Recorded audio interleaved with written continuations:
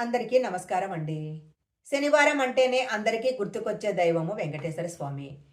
భక్తుల యొక్క కోరికలను నెరవేర్చే వెంకటేశ్వర స్వామిని శనివారం కనుక ఈ వీడియోలో చెప్పిన విధంగా పూజ చేసినట్లయితే అఖండ అష్టైశ్వర్యాలను ప్రసాదించటము తప్పకుండా జరుగుతుంది.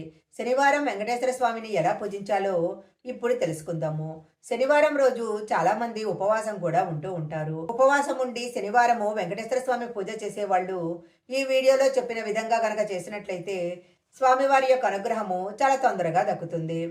ప్రతిరోజు పూజ చేయటానికి కుదరని వారు కనీసం శనివారం రోజైనా ఇంట్లో పూజ చేయటానికి ప్రయత్నం చేయండి.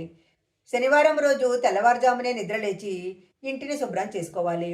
ఇంటిని శుభ్రం చేసే సమయంలో బకెట్ నీళ్లలో కొద్దిగా రాళ్ళుప్పు వేసి తుడిచినట్లయితే ఇంట్లో ఉన్న చెడు దృష్టి అంతా తొలగిపోతుంది. ఈరోజు పూజ చేసుకోవాలనుకున్న వారు తప్పనిసరిగా తల స్నానం చేయాలి. స్నానం చేసేటప్పుడు చిటికెడు పసుపు స్నానం చేసే నీటిలో వేసుకొని చేస్తే సకల గ్రహ దోషాలు తొలగిపోతాయి. శనివారం పూజ చేసేటప్పుడు తప్పనిసరిగా తులసి దళాలు ఉండాలి. తులసి దళాలు లేకపోతే ఆ పూజ అసంపూర్ణమని పురాణాల్లో చెప్పబడింది.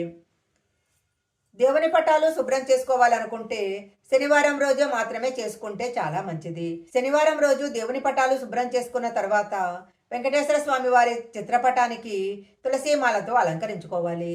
తులసీమాల సమర్పించటానికి కుదరని వారు కనీసము కొద్దిగా తులసి దళాలనైనా వెంకటేశ్వర స్వామికి సమర్పించాలి.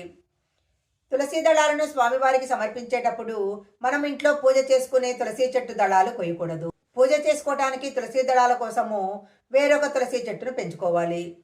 చాలామంది పూజ చేసేటప్పుడు ఇత్తడి కుందుల్లో దీపారాధన చేస్తారు. అయితే శనివారం దీపారాధన చేసేటప్పుడు పిండి ప్రమిదల్లో దీపారాధన చేస్తే చాలా మంచిది. కొద్దిగా బియ్యం పిండికి బెల్లం తురుము కలిపి అందులో కొద్దిగా పాలు పోసి ప్రమిదలాగా తయారు చేసుకొని అందులో 5 ఒత్తులు వేసి ఆవు నేతితో దీపారాధన చేయాలి. ఇలా చేస్తే స్వామివారి యొక్క అనుగ్రహము తప్పకుండా కలుగుతుంది. శనివారం రోజు పూజ చేయాలి అనుకున్న వారు ఒక రాగి కలశం నిండుగా నీరు పోసి పూజా గదిలో పెట్టాలి.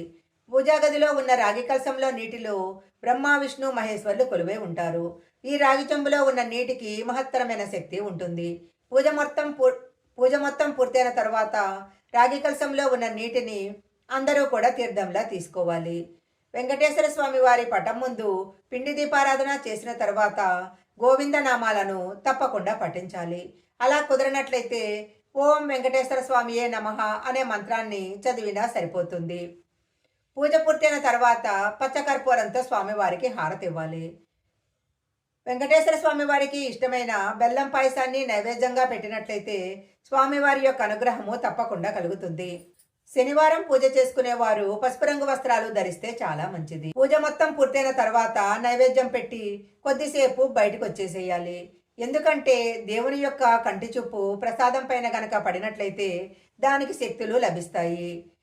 పూజ మొత్తం పూర్తయిన తర్వాత స్వామివారికి ప్రదక్షిణాలు చేసి స్వామివారికి నివేదించిన పాయసాన్ని అందరూ కూడా ప్రసాదంలా తీసుకోవాలి. శనివారం పూజ చేసుకున్న తర్వాత మీకు దగ్గరలో ఉన్న వెంకటేశ్వర స్వామి ఆలయాన్ని దర్శించి స్వామివారికి 5 ప్రదక్షిణాలు చేసుకున్నట్లయితే చాలా మంచిది. శనివారం సాయంత్రము ప్రధాన ద్వారానికి 2 వైపులా ఆవనేతితో దీపం వెలిగించాలి. ఇలా గనక వెలిగిస్తే ఇంట్లో లక్ష్మీదేవి ప్రవేశిస్తుంది. రావి చెట్టుకి ఎంతో ప్రాధాన్యత ఉంది. రావి చెట్టులో విష్ణుమూర్తి నివసిస్తూ ఉంటాడని చెప్తుంటారు. శనివారం రోజు రావి చెట్టు కింద దీపం పెట్టి 108 ప్రదక్షిణాలు కనుక చేసినట్లయితే గ్రహదోషాలన్నీ కూడా తొలగిపోతాయి. మీకు ఏర్పడిన అన్ని రకాల సమస్యలు తొలగిపోతాయి. రావి చెట్టుకి ప్రదక్షిణాలు చేసేటప్పుడు ఓంకారాన్ని జపిస్తూ ప్రదక్షిణాలు చేస్తే చాలా మంచిది. ఈ వీడియోలో చెప్పిన విధంగా శనివారం రోజు వెంకటేశ్వర స్వామి వారి పూజ చేసినట్లయితే సకల అష్టైశ్వర్యాలు సిద్ధిస్తాయి. ఈ వీడియో కనుక మీకు నచ్చినట్లయితే లైక్ చేయండి, షేర్ చేయండి.